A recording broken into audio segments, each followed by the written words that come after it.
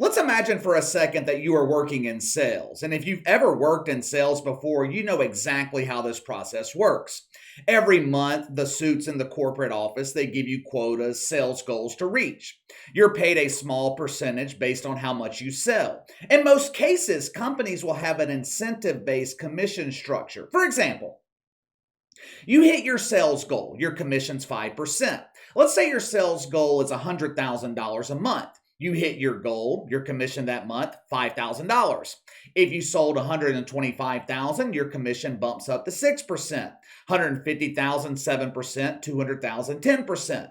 Companies will lay out this structure, trying to motivate you to sell as much as possible. For the month of November, you're having a record month. Today is what? November 30th, last day of the month.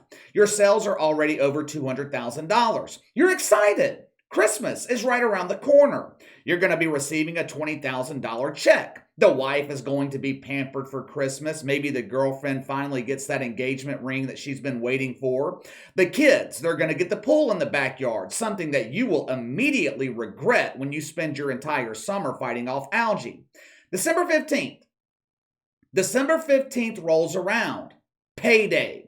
Your alarm goes off in the morning. The anticipation is building. You check your bank account, expecting to see 5 numbers with 3 of them being zeros at the end.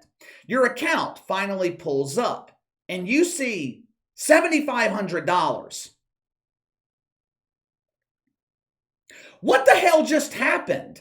Now, obviously, Uncle Sam reached into your bank account, taking your money and giving it to someone who didn't earn it, but that's to be expected. But you were expecting to see something like 17.5. What the hell happened to the other 10 grand? You're incredibly confused. You're also worried. So you call up your sales manager asking, hey, was this a mistake in accounting? No mistake. Okay. Well, what happened? Your sales manager tells you, as you know, Travis, Rainbow Rectums Incorporated is an equitable company. We love equity. Matter of fact, you were one of the leaders in the fight to eradicate the mythical misogyny that plagued us for years. That is exactly what we did. We took that 10 grand you earned and gave it to Debbie Dykeson. She had a tough month. She was off work tending to her emotional support shovel who was sick with a cracked handle. Her sales were low, so in the name of equity, it is only fair that we give her your money. I'm sure you agree. Does that make any sense to you?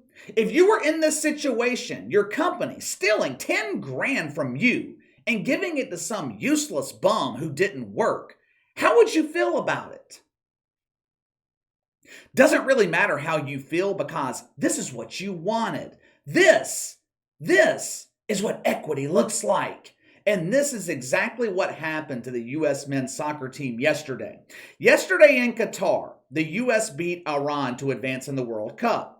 The biggest story coming out of the game was that Pulisic dude getting kicked in the lemons. Men across America, including Gabe Union, winced when they saw it happen. Every dude knows exactly how that feels. It's like your nuts shift to your stomach and you feel like an actual male birthing person. Compensation in the World Cup. It's similar to the commission structure that I just explained to you. FIFA has a prize pool worth hundreds of millions of dollars. The further you make it in the tournament, the more money you make. You're incentivized to win, to advance. By beating Iran and advancing to the knockout round, the U.S. men's team was paid $13 million. Not bad for 3 hours worth of work, right? Very few jobs are paying over $4 million an hour. But what if I told you you could make half that amount in the same time span by not doing a fucking thing? Who would not sign up for that gig? Pretty sure that's called woke welfare. Now imagine my surprise this morning when Meg and her band of Easter eggs were once again the beneficiaries of money they did not earn. According to the agreement reached earlier this year between the U.S. men's and women's soccer team, the women are entitled, keyword, entitled, to receive half the men's World Cup earnings. Basically, Megan Rapinoe got paid yesterday to play the bongo with the Sioux Bird. But KC, that goes both ways. The men receive half the women's earnings too. Yeah, that is true. But here's the problem. The women don't earn shit. They don't generate the same revenue. Now, just to be clear, the dudes on the men's team, they have no right to complain here because they agreed to this bullshit agreement.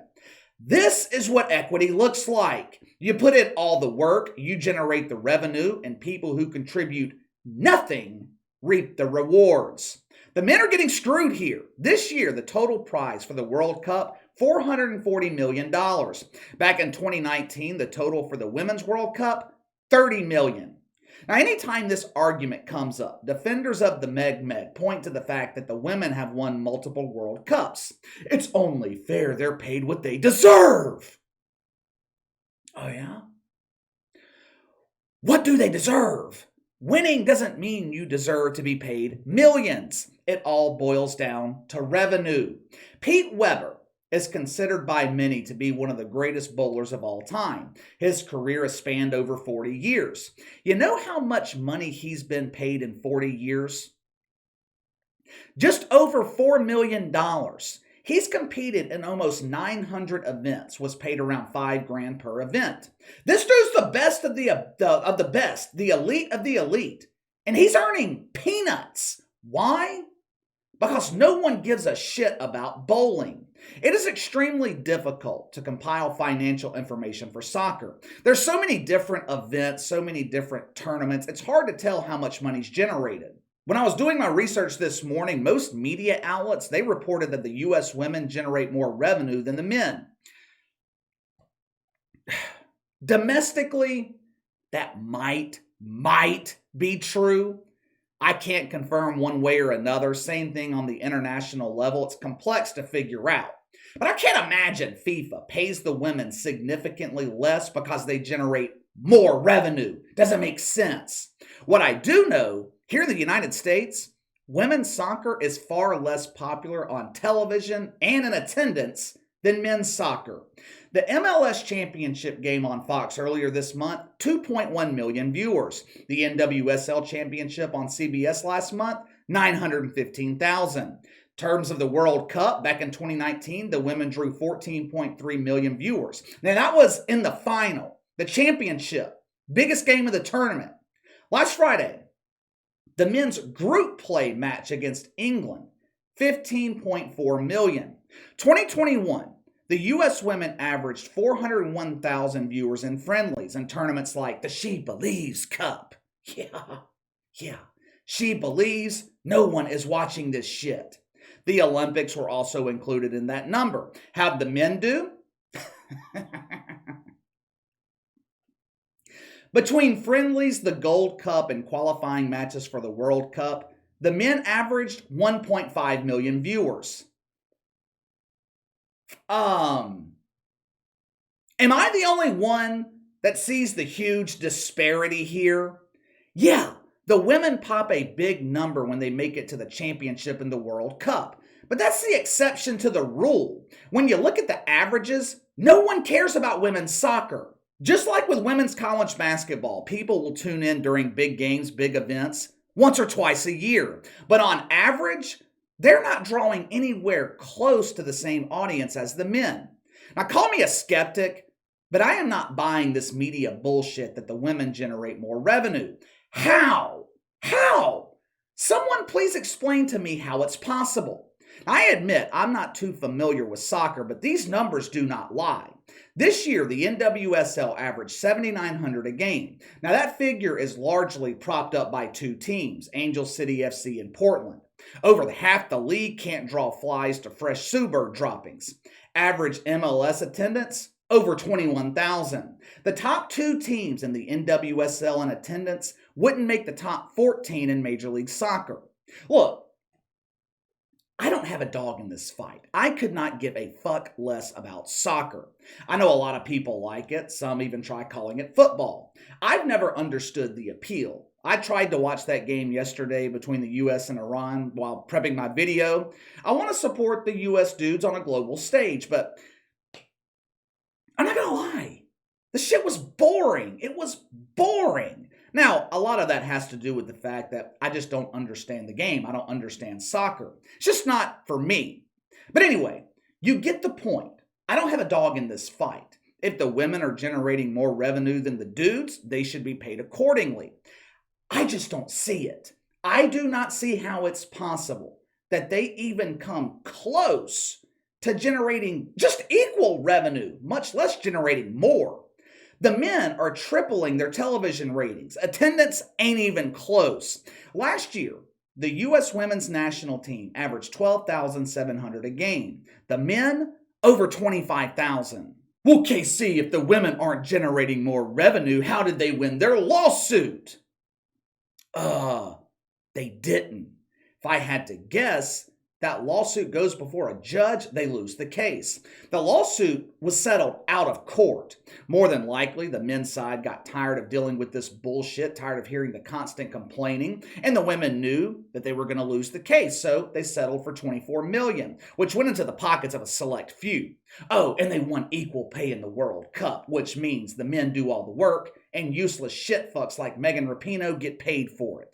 Now, I don't know about you, but that sounds like reverse misogyny to me. Look, I don't feel bad for the men on this team. They agreed to this deal, but this is a prime example of what equity looks like. This is how they want the entire country to operate.